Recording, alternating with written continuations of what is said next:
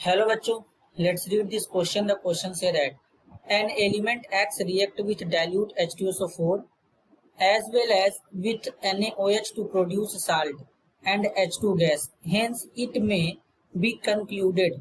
अब इसके रिगार्डिंग चार स्टेटमेंट गिवन है, फिर यहाँ पे चार ऑप्शन भी गिवन है। तो यहाँ पर बच्चों करेक्ट ऑप्शन को आइडेंटिफाई करना होगा स्टेटमेंट के अकॉर्डिंग। तो सबसे पहले समझेंगे बच्चों की कॉन्सेप्ट। की कॉन्सेप्ट होगा बच्चों chemical reaction. Chemical reaction and properties. तो सबसे पहले बच्चों एक एक्स एलिमेंट है जो H2SO4 और NaOH दोनों के साथ रिएक्ट कर रहा है। H2SO4 एसिड होता है, NaOH बेस होता है। कहने का मतलब बच्चों जो एलिमेंट एक्स है वो दोनों के साथ रिएक्ट कर रहा है, और जो एलिमेंट एसिड और बेस दोनों के साथ रिएक्ट करते हैं उसे कहते हैं एम्फोटेरिक मेटल।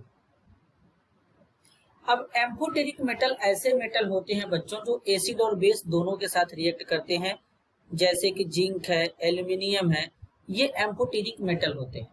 तो ये हमारे एक्स के जगह हो सकते हैं। तो हम लोग एक्स के जगह यहाँ पर जिंक को ले लेते हैं बच्चों।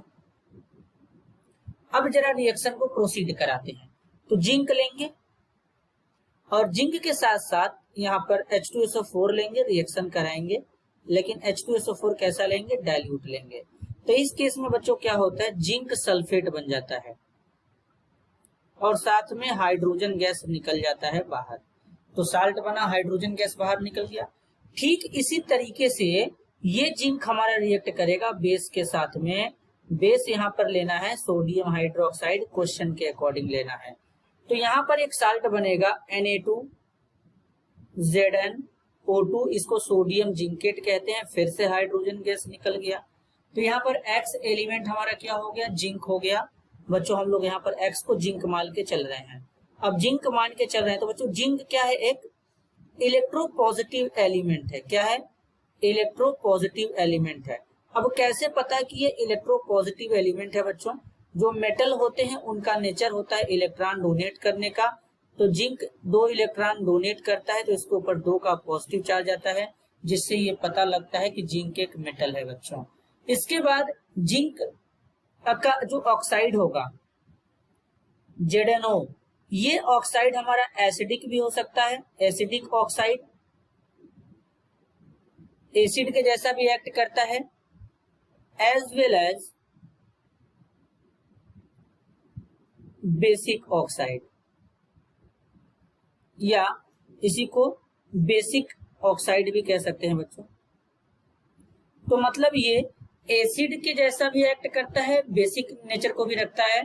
तो हम कह सकते हैं कि जिंक ऑक्साइड एसिडिक नेचर का भी हो सकता है, as well as basic nature का भी हो सकता है। क्योंकि बच्चों जो मेटल के ऑक्साइड होते हैं बेसिक नेचर के होते हैं, नॉन मेटल के ऑक्साइड एसिडिक नेचर के होते हैं। लेकिन ये तो एम्फोटेरिक है, तो एम्फोटेरिक होने के कारण इसका ऑक्साइड एसिडिक ऑक्साइड यानी एसिडिक नेचर को भी रख सकता है, एसिडिक नेचर को भी रख सकता है,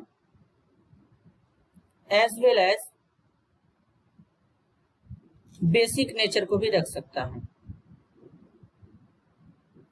मतलब जिंक ऑक्साइड भी एसिड और बेस दोनों के साथ रिएक्ट कर सकता है बच्चों। तो इस तरीके से अगर हम यहाँ पर देखें तो पहले स्टेटमेंट बोला गया एक्स इज एन इलेक्ट्रोपॉजिटिव, बिल्कुल करेक्ट है। सेकेंड में बोला गया oxide of x is basic in nature, ये भी करेक्ट है। थर्ड में बोला गया oxide of x is acidic in nature, ये भी करेक्ट है बच्चों। फोर्थ में बोला गया x is an electronegative element. बच्चों ये इलेक्ट्रोनेगेटिव एलिमेंट नहीं होता है। इलेक्ट्रोनेगेटिव एलिमेंट जैसे कि ऑक्सीजन होते हैं, फ्लोरीन होते हैं बच्चों। तो यहाँ पर एक्स हमारा यहाँ पर जिंक है, मेटल है। तो स्टेटमेंट 4 गलत हो जाएगा। तो करेक्ट स्टेटमेंट है first, second, third. Correct answer होगा बच्चों option A, first, second, third. This is your answer. I hope you understood it well. All the best.